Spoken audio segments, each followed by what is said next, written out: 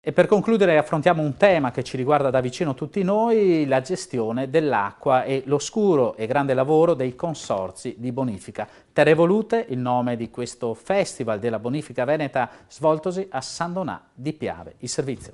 Sfide e rischi legati alla risorsa idrica. Sono questi i temi trattati nel convegno dal titolo Politiche agricole, uno sguardo all'Europa, dialogo per un futuro comune. Una tavola rotonda conclusiva del Festival Terre Evolute, organizzato da Ambi Veneto con i suoi 11 consorzi di bonifica. C'è uno stretto connubio fra agricoltura, bonifica e quindi irrigazione, quindi PAC, politica agricola comunitaria, che vede le prospettive per i prossimi 7 anni, ma già si intravedono, si concretizzano e si propongono passaggi superiori e passaggi anche in avanti per i prossimi 20 anni. Quindi la bonifica non può rimanere ferma al palo, ma deve essere partecipe di questa situazione, deve essere attore fondamentale di questa nuova evoluzione.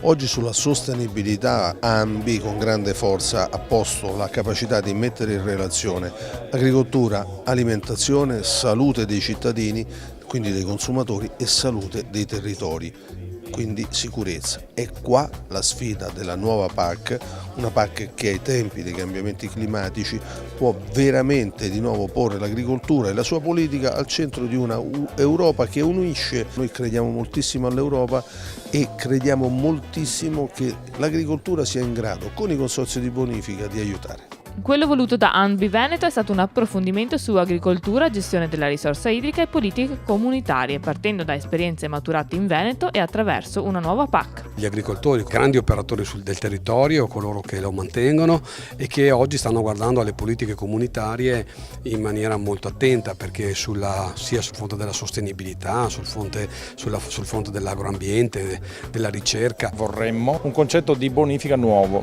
e che esplori temi che sono temi del futuro e anche di collaborazione con la politica nelle scelte urbanistiche che si faranno sul territorio. Una regione, quella del Veneto, che è un esempio virtuoso di come i fondi comunitari vengono reinvestiti nel territorio, e una categoria, quella agricola, che chiede attenzione per i giovani e una burocrazia più sottile. Sicuramente ci sono delle politiche importanti a favore dei giovani, a favore dell'agricoltura, per una grande agricoltura sostenibile. Quello che noi chiediamo alla politica, italiana, al Ministro, al Sottosegretario che era qua oggi con noi, è quello di farsi portavoce in Europa per una PAC che sia meno difficile da applicare e soprattutto con meno impegni burocratici da svolgere per noi agricoltori.